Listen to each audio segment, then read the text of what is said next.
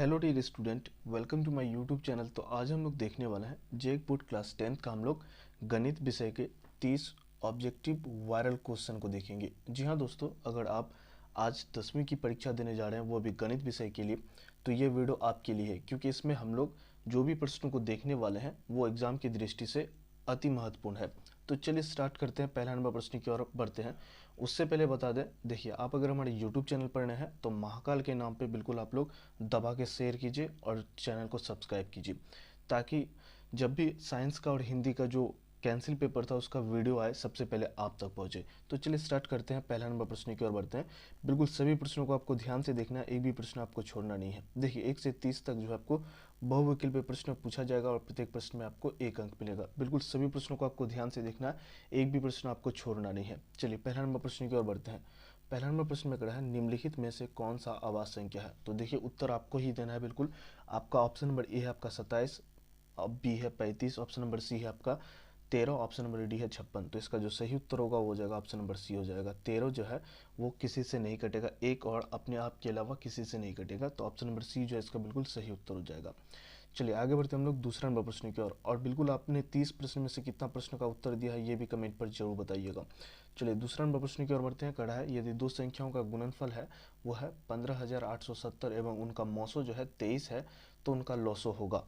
देखिए थोड़ा गला बैठ गया है आप लोग को पढ़ाते पढ़ाते, तो अगर आवाज़ में कोई प्रॉब्लम आ रही होगी तो उसके लिए हम पहले ही क्षमा मांग लेते हैं।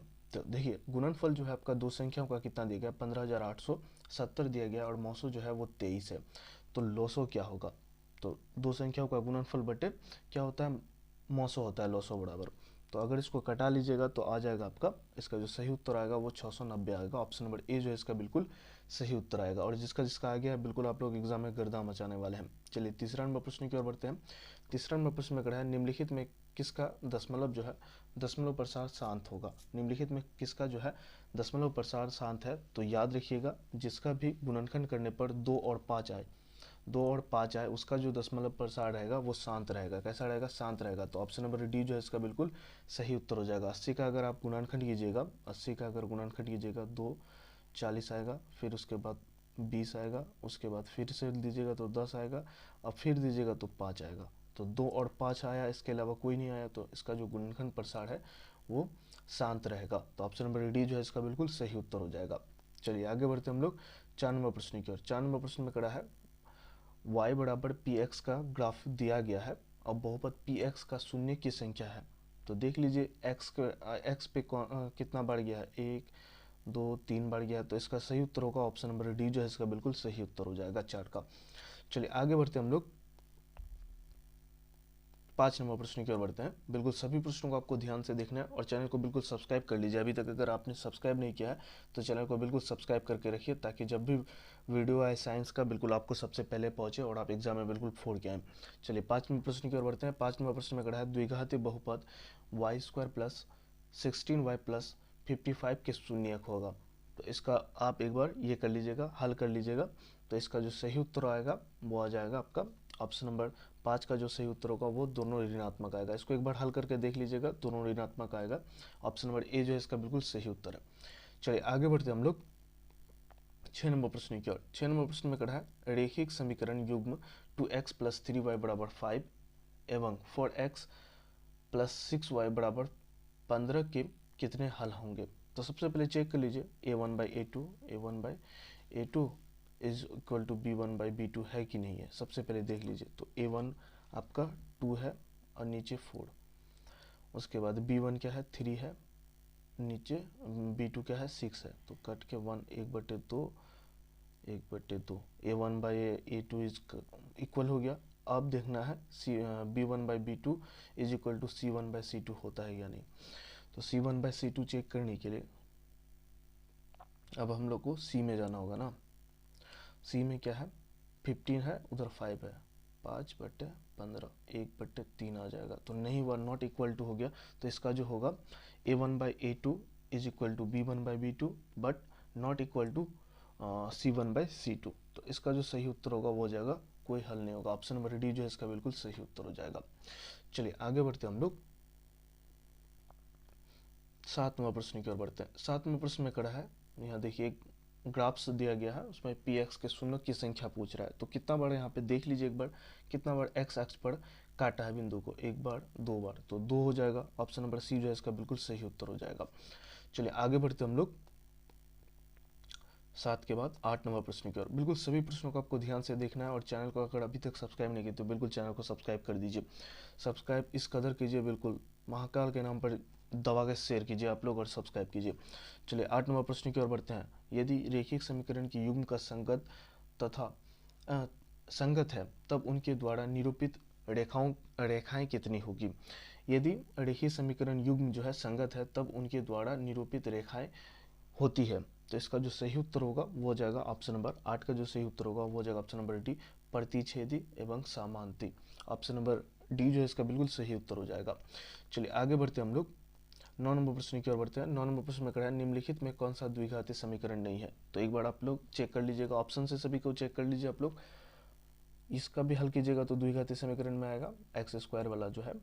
उसके बाद नहीं है पूछा है, तो इसको अगर तीसरा ऑप्शन नंबर सी जो है, तो इसको अगर हल कीजिएगा तो ये द्विघात समीकरण में नहीं आएगा। तो ऑप्शन नंबर सी जो है इसका बिल्कुल सही उत्तर होगा। एक बार आप लोग चेक भी कर लीजिए जल्दी जल्दी में, वीडियो को रोक के आप लोग कोई भी प्रश्न का अगर आप उत्तर देना चाहते हैं तो एक बार थोड़ा वीडियो को रोक लीजिएगा ताकि आप उसका उत्तर दे दें, तब आगे बढ़ें। चलिए 10 नंबर प्रश्न की ओर बढ़ते हैं। 10 नंबर प्रश्न में कहा है निम्नलिखित 2x माइनस वाई माइनस 3 बराबर 0 एवं 12x प्लस 7y माइनस 5 बराबर 0 के आलेख किस प्रकार की सरल रेखा होगी। ऑप्शन नंबर ए है संपाती सरल रेखा, ऑप्शन नंबर बी है समांतर सरल रेखा, ऑप्शन नंबर सी है प्रतिच्छेदी सरल रेखा, और ऑप्शन नंबर डी है इनमें से कोई नहीं। तो इसको चेक कर लीजिए एक बार आप लोग, A1/A2 के इसमें एक बार चेक कर लीजिएगा। तो 10 का जो सही उत्तर आ जाएगा वो हो जाएगा ऑप्शन नंबर सी आ जाएगा, प्रतिच्छेदी सरल रेखाएं आ जाएगा। चलिए आगे बढ़ते हम लोग 11 नंबर प्रश्न की ओर बढ़ते हैं। 11 नंबर प्रश्न में कहा है के किन मान के लिए द्विघाती समीकरण जो है 9x² प्लस 3kx प्लस 4 बराबर 0 के मूल वास्तविक और समान है। तो वास्तविक और समान होने के लिए क्या होता है, डी बराबर 0 हो जाता है। क्या होता है, डी बराबर 0 हो जाता है। तो उस पर बैठा के आप लोग के का मान निकाल लीजिएगा। तो इसका जो सही उत्तर होगा +-4 आ जाएगा। ऑप्शन नंबर ए जो है इसका बिल्कुल सही उत्तर हो जाएगा। चलिए आगे बढ़ते हम लोग 12 नंबर प्रश्न की ओर बढ़ते हैं। 12 नंबर प्रश्न में कहा है समांतर श्रेणी में जो है समांतर श्रेणी में एक दिया गया है -5 -1 3 और 7 डॉट डॉट का सार्वंतर पूछा है। तो डी पूछ रहा है आपसे, डी क्या होगा। तो डी क्या होता है, A2 माइनस A1। क्या होता है, A2 माइनस A1 होता है। A2 क्या है आपका -1 और A2 है -1, उसके बाद माइनस, और A1 है आपका -5 है। तो यहाँ पे क्या हो जाएगा, माइनस माइनस प्लस हो जाएगा, तो +5। तो ए बराबर क्या आ जाएगा, डी बराबर हो जाएगा -1 और +5, तो 4 बचेगा। तो डी का मान आ जाएगा 4 आ जाएगा। सार्वंतर जो हो जाएगा ऑप्शन नंबर ए इसका बिल्कुल सही उत्तर हो जाएगा। चलिए आगे बढ़ते हम लोग 13 नंबर प्रश्न की ओर बढ़ते हैं। 13 नंबर प्रश्न में कहा है समांतर श्रेणी में जो है 10 12 10 और 8 का कौन सा पद जो है वो 0 होगा। मतलब ए एन आपको दिया गया है, A N is equal to 0 दिया गया है, तो इसको हल करके आपको निकालना है। तो ए आपके पास क्या है, ए आपके पास 12 है। फॉर्मूला तो ए एन का जानते ही होंगे, a plus n minus 1 into d होता है। उसके बाद एन हमारे पास नहीं दिया गया है, और डी कितना आएगा 10 में से 12 जाएगा तो -2 आएगा, अब बराबर 0।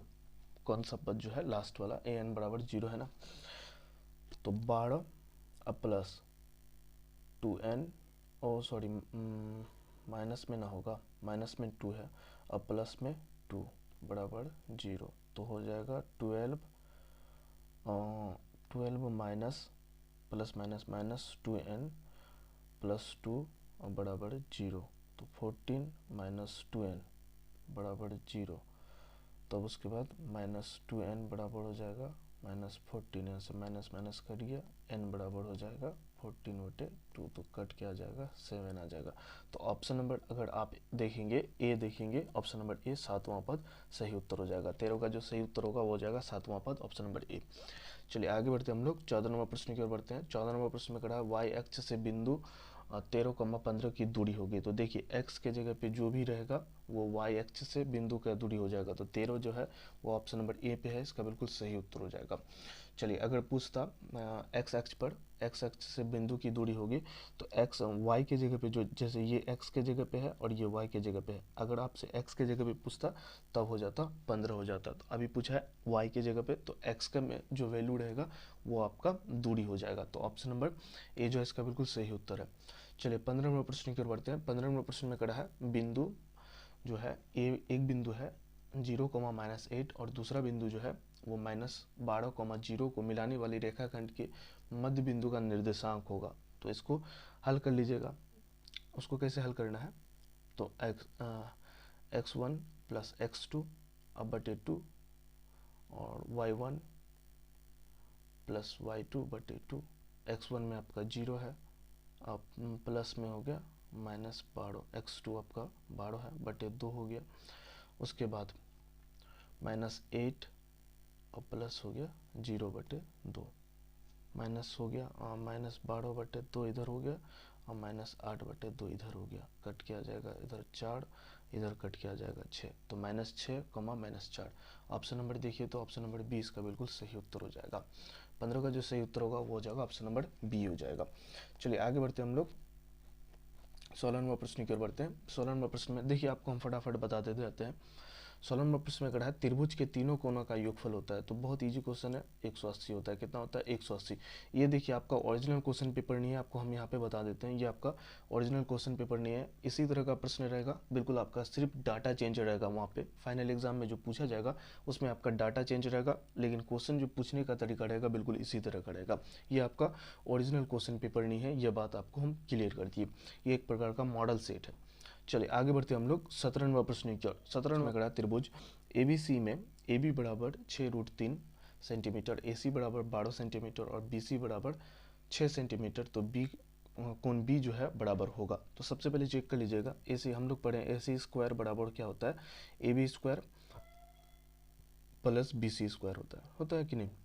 तो हमारे पास AC का स्क्वायर कितना 12 का स्क्वायर हो गया, अब बराबर हो जाएगा AB का 6√3 का स्क्वायर और प्लस हो जाएगा आपका 6 का स्क्वायर, तो 144। और इधर का अगर ये कीजिएगा तो आ जाएगा 108 और प्लस इधर हो जाएगा 36 हो जाएगा।